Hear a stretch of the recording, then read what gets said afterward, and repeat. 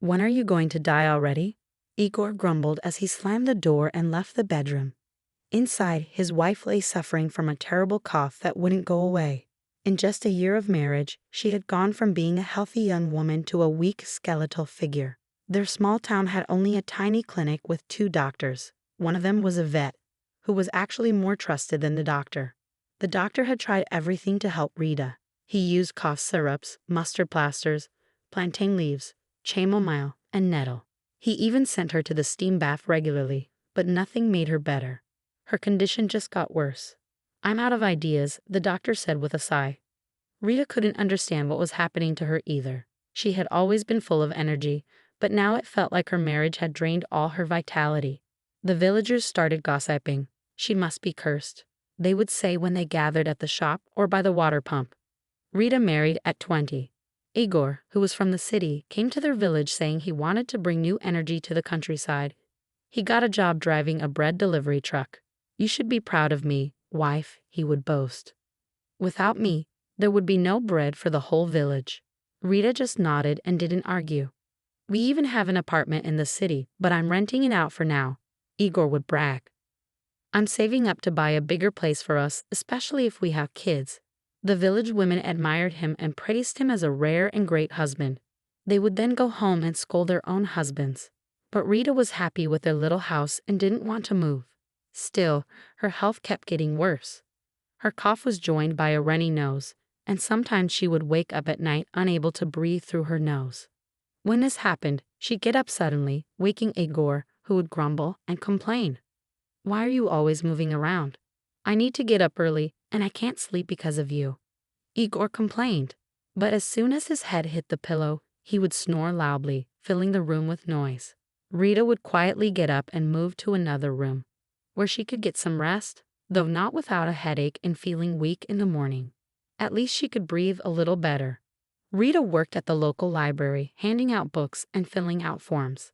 The villagers enjoyed borrowing books and showing off their new knowledge at the water pump. Even though her job wasn't physically demanding, she came home feeling exhausted.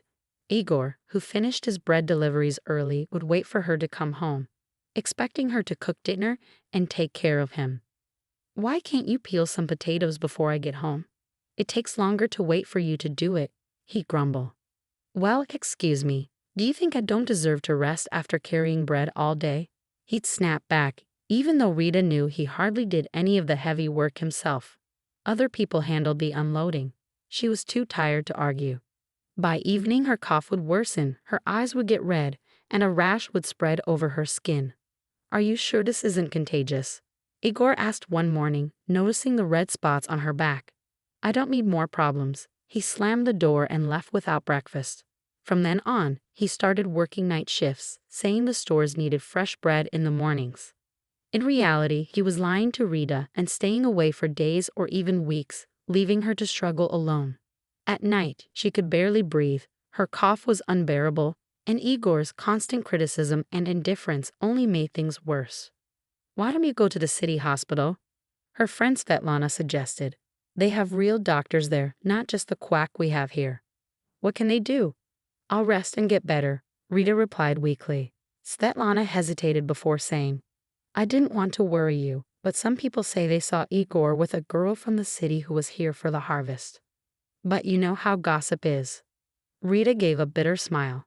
She had noticed her husband's change in behavior long ago. She'd even found lipstick stains on his shirts a few times, although lately he'd started washing them himself. "I'm taking care of you since you're so weak," he'd say, but he left the sweaters and pants for her to wash. Rita's condition continued to worsen. She had been bedridden for 2 days, unable to move, her body racked with a violent cough, her eyes red and watery, and her skin covered in a rash. "When are you finally going to die?" Igor snapped. His new girlfriend from the rumors turned out to be real, and she was demanding more of his time, even wanting him to move to the city. But Igor couldn't leave because all his talk about having a city apartment was a lie. He didn't actually have one. He lost his previous job because of a black mark on his record. He'd been caught siphonning fuel from the truck he drove and selling it on the side. That's why he had to leave the city. Then Rita, a naive country girl, came along and even signed over half of her house. which she had inherited from her grandmother. "Come in, this is your half of the house," Igor's voice called from the hallway. "Good, solid house," an unfamiliar voice responded. "And who lives in the other half?" the stranger asked. "An old sick woman. She'll be gone soon," Igor said, with no shame in his voice. "All right, I'll take it," the stranger said. There was the sound of money rustling, a handshake, and then the door slammed. Rita, hearing them leave, tried to get up but stumbled and knocked over a chair. The stranger hurried into the room at the noise. "Still alive?" he asked, lifting Rita and helping her back onto the bed. "Where does it hurt?" "Who are you?" Rita asked, surprised enough to momentarily stop coughing. "I'm the new owner of this half of the house." "And you?" "Who are you?" The man had expected to find an elderly woman but was surprised to see a young, though very sickly, woman. "I live here. This was my house," Rita said with a bitter smile, then started coughing again. "Hold on," the new owner said, leaving and coming back with a glass of water. "Drink it slowly." Rita, not knowing why, took the water. It helped soothe her throat and reduce the coughing. "Thank you, but this won't last." "What's your name, neighbor?" she asked as he took the empty glass. "Rita. Short for Margarita," she replied. "Margarita, like the flower. A lovely name. I'm Tara's." "Nice to meet you," he said, extending his hand. Rita wanted to shake it but then remembered her rash and pulled back. Tara's caught her wrist before she could pull away and examined her hand closely. "How long have you had this?" he asked, frowning. "Are you a doctor or something?" Rita asked, a bit sarcastic. "Almost," Tara said seriously. "It comes and goes. It usually gets worse when I'm coughing a lot and feeling weak. It started a year ago. I've never had anything like this before." She apologized. "I need to lie down. My head is spinning." She rested her head on the pillow. "And where did you come from?" "I haven't seen you around before," she asked, studying Tara's. "I'm not from here. I came from the city," he said. "Do you want the truth, or?" He smirked. "All right, I'll tell you the truth then.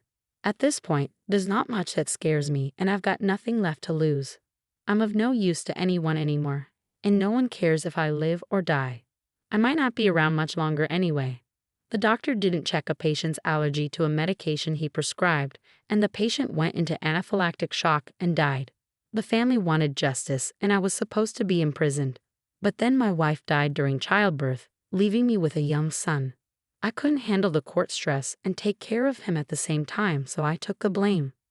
We were already separated, so we split the apartment. I invested my share, but inflation wiped out most of it. I only had enough left to buy a room in a communal apartment. When I saw the ad for half of a house for sale in the village, I thought it was my lucky break. The seller said the other half might be available soon, and that an old sick woman lived there who would probably die soon, so I could get it cheap.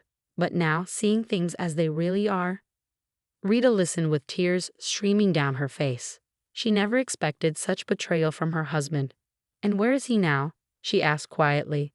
"He went to the city with his fiancée. Left his phone with me, told me to call if, well, you know," Tara's replied. "I see," Rita said with a bitter smile.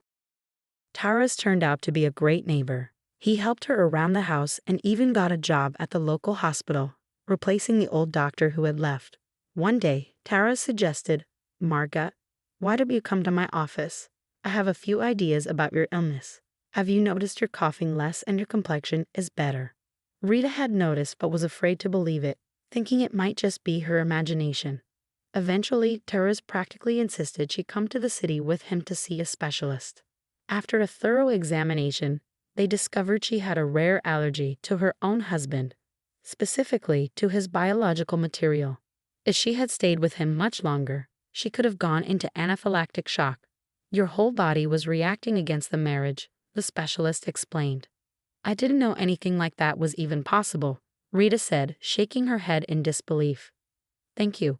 If it weren't for you, I might still be suffering or even worse." Life without Igor restored Rita's health and happiness. She even began to forget she had ever been married to him.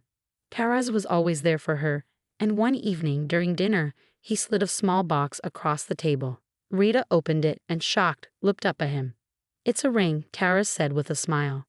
"Yes, it's a ring," he chuckled. "But I'm still married," Rita said with a shrug. That's fixable, Tara's replied. You don't have any children, so the divorce will be quick and easy. You just need to handle the paperwork. Rita followed his advice. She had no idea where her ex-husband was, so after 2 court sessions where he didn't show up, the divorce was finalized automatically. Not long after, Rita and Tara submitted their marriage application, and a month later, they were married. I'm so glad I'm not allergic to you, Rita said with a smile, snuggling up to Tara's. A few months later, someone knocked on their door.